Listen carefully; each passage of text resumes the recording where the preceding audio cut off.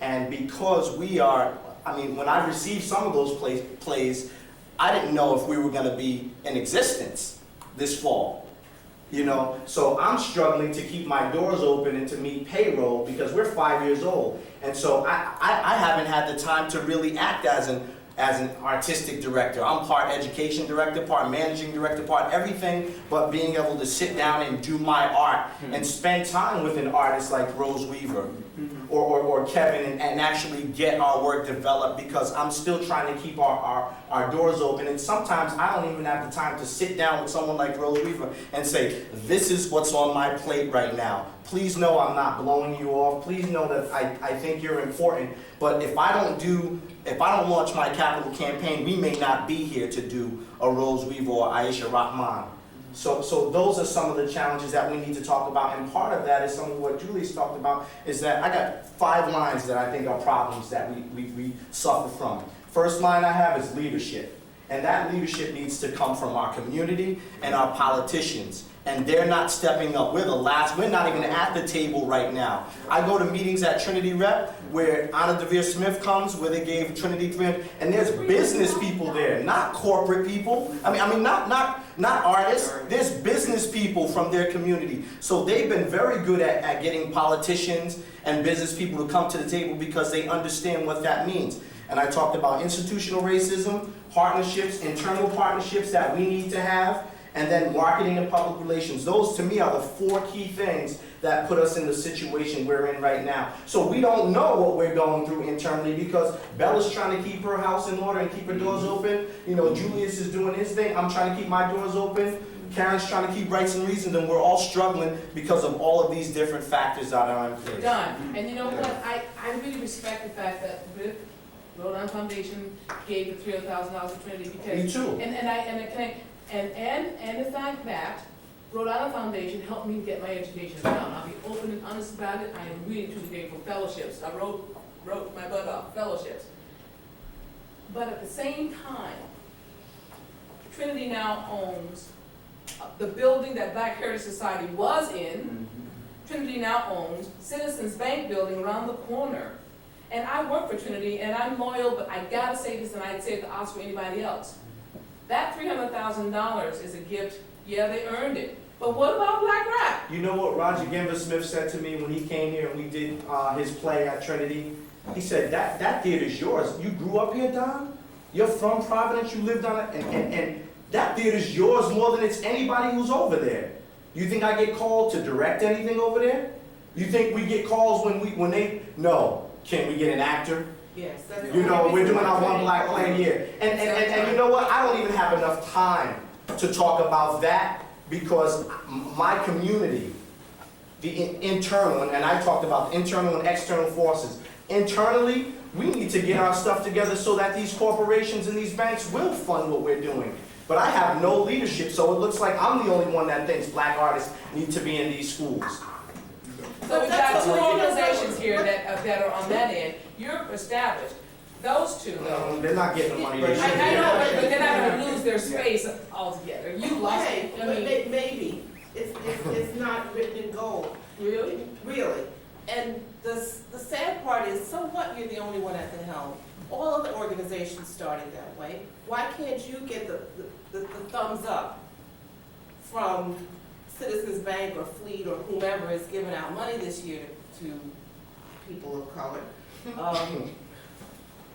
It should happen. We shouldn't have to jump through all of the hoops I agree. in order for anybody to take notice of. What do you think the hoops are? I'll tell a little bit about a project that Bob alluded to in the introduction called Heart to Heart.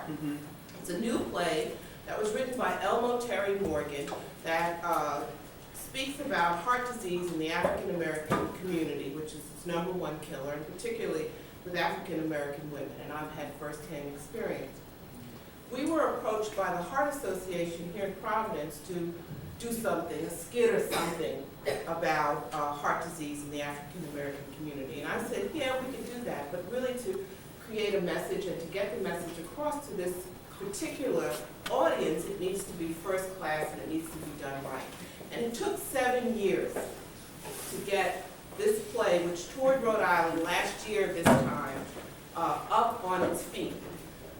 And in a way, we had to trick the funders by forming a partnership with the American Heart Association and with Lifespan.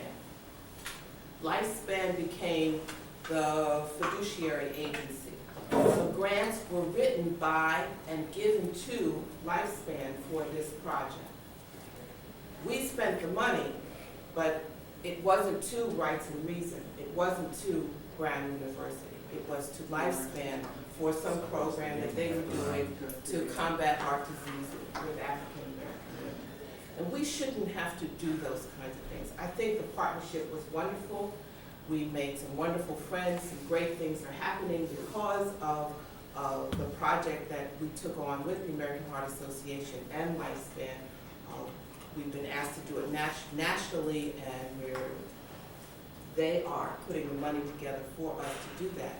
But we shouldn't have to jump through those kinds of hoops to get the kinds of funding that we need to do our work. We really shouldn't. Marty. Karen. Yes.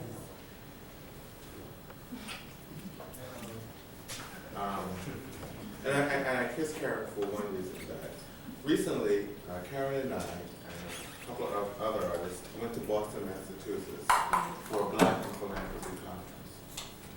Now, you're all sitting up here saying that you don't need to jump through hoops. No, you don't need to jump through hoops. The African American community needs to learn how to be and continue its philanthropy. And in order for Don and Karen and Bella and any other organization or artist that exists in this state, in order for you to do what you have to do well, we as artists need to encourage our community to start becoming philanthropists. Period. So therefore, we do not have to rely, and I'm using the word for all of you who are in here who are white, on a white man for money. We go to our own. We empower ourselves, because that's what it's about, self-empowerment. Can we now, when we did I'll Make Me a World that first year, and you were the coordinator. Yeah.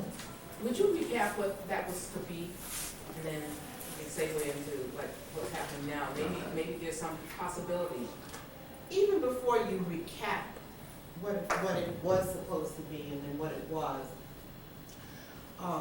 I even asked the question of the organization that brought I'll Make Me a World to us. Why did they think we would want to do it in the first place? They didn't ask us. They went ahead and made the commitment and said, now colored artists, you all need to do this. I didn't do it. And it was a great conflama about it, because we weren't really asked, we were told. And I think that goes back to something that you were saying, Julius, or this end of the table, was saying about when we write these grants or when we get this funding, we're always told what to do. And this was a good example of exactly that. And it was a great big commitment. It wasn't just a little tiny grant that affected one organization. It affected all of the Black artists in the state. Well, what I'd like to do is just move on to the next, because we're really under a time restraint here. We can't do a lot of recapping. Another 15 minutes. Big pardon? Another 15 minutes. Well, there you have it. We're being told. We're being told what to do We're in being this told. house. We're being told. We're not in our house, Morgan. So when we get to our house, we can discuss as long as. All right. All right. Mike, the next question. The next question. Before you go on, you people are sitting out there. You are being silent with the exception of maybe one or two people. Hello? I said one or two people. I did say one or two people. Let me, Morgan, I need to know what's going on. okay, let me, just let me ask the next question, and then you can take over, okay? I'll take over.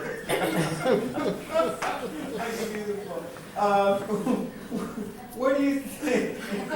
What do you think should be done to maintain a presence in Rhode Island that will protect the vital interests of African American art and artists? Personally, I think that the community, the quote And I unquote black think it's- community needs to become more involved in philanthropy. Okay. I really do. I think that by actively investigating and pursuing the philanthropic portion of the black community and directing those funds back into the community, especially into the artistic community, it will allow Don's company and Bella's organization, and Carolyn's organization, and Julius, and Rose, and any other African American artist in here to be able to pursue its dreams and give it some validity. The black community does not validate or support its artists, none whatsoever. And I can say that because I look at the number of people who own my work, and out of 100 people, 3 are black. Tyler, hold on, and let me, if I could hear from maybe one other panelist. I'd like to see. Finally. And he's not gonna lose his job, is he?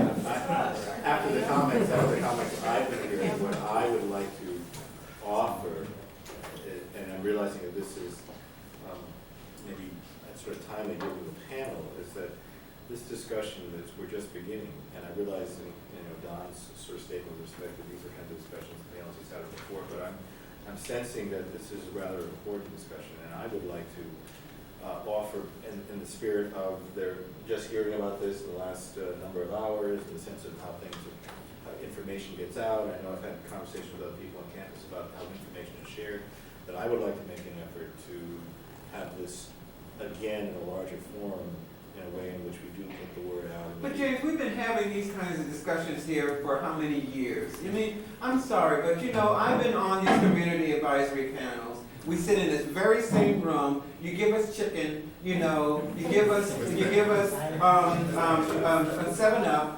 and bottles of water, and we sit down and we talk about the needs of the black community, or the needs of the Latino community, or the needs of the Native American community. And we go round and round and round and round and round, and here we are again. And you're offering us more roundtable discussion. No, I'm trying to move it another step further because of the issue of communication. How do we begin that so that we all sitting here have an understanding that a very honest effort was made in the entire community to bring people out. So I'm sensing that not an honest effort was made to bring people out, and I would like to see that done. And I have a question, please. Well, actually, Tyler had her hand up for a while, and if we could just hear from her, and then Well, we. the first thing I want to ask is how many people here are from South County?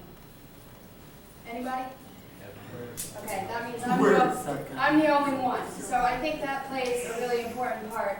Whether, I'm white and you're black, yeah, I care, but to me it's a person, not what color you are. And I'm going to look at your art and I'm going to watch your theater because I'm interested in the subject. So therefore, I think that people in the South County community and the rest of Rhode Island that are partaking in anything in Providence or anywhere else for that matter need to be brought in and brought together. And that's how we're going to have our voice out there. And I agree that within the black community, you may have problems, but I think that goes everywhere. Everybody's out for themselves. Everybody wants to get their artwork done, and they want to get their voice heard. So I don't think that anybody's thinking about it, in a whole. We're all artists, and we all have voices. And if we bring our voices out together, and stop focusing so much on one small community and bring it more to our statewide community. Because like I said, I'm the only one here from South County. Excuse me. Yes. I would have a problem with that if you didn't put me in a box. If you didn't call me a black artist, it would not be a problem. But I don't understand. You were talking about being an American artist, and then you're Look, talking wait a about minute. how the black Wait a minute. community isn't Wait a minute. representing. Excuse me. I wouldn't have a problem with it if you did not put me in the box. I don't put If- you in a box, buddy. I'm not saying you individually. If society did not stereotype me and say, I am an African American. I don't define myself by my color. I don't define myself by my color. I don't define my work by the color of my skin. But society does define it. Well, I think a lot of You are a people part of do. society. Yes. Well, you guys are going over semantics, Right, because I think right, individual right. artists are going to go about that in a different way. I write plays for black actors to act, Yeah. but there are some white actors in it, because I want to deal with black situations that have not been highlighted before in this massive stage. So that's, I don't know if we can ever solve that. Yeah, that's a Well, no, but I very wanna good see- point, well made. Don had something to say. Good point that you make, and a good point, well made, Rose. But let's hear from Don. I feel like I'm running my mouth, so this is the last compliment I'm making. No, But I think one of the ways, Morgan, when you talk about black philanthropy and things like that, we've done some things at the Black Rep that if a business person probably came in and analyzed what we do, it's probably not the smartest thing to do as a startup organization, which is we've made investments in audience development, not in audience, in youth arts development. And I think when you talk about philanthropy, especially in Rhode Island, which is particular, and I'm saying that because I'm from here, that it's a cultural thing. It's a culture. When I go down to Atlanta, I see black kids and black folks my age and younger who have art shows and who buy each other's art. And maybe that happens in Brooklyn and other metropolitan areas, but in Rhode Island, it's a cultural thing that I feel like when an actor from Providence comes in and doesn't know who August Wilson is, or Antasaki Shange is, that's a problem. So I think if we all are really concerned about the black community here and developing leadership, I can't forget the adult population right now, but that's why we should be in the schools. That's why we should have a collective plan that when these group of kids come up and have leadership, they'll give $25 or $25,000 to Rights and Reasons, to the Black Heritage Society, to the Providence Black Heritage. They'll buy art from Morgan Monceau. They'll come to an art opening. But there's no culture of that, especially in Rhode Island. So that's why I think we need to start making some gains in our elementary schools on up. We have a brother back here that I'd like to hear. Dominant's actually. Okay, Don.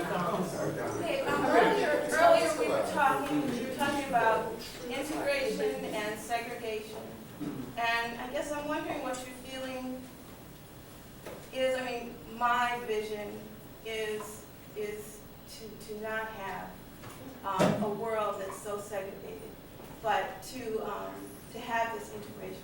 So my question, I guess, to the panel is, how do you see your organization taking steps towards integration and actually becoming an example of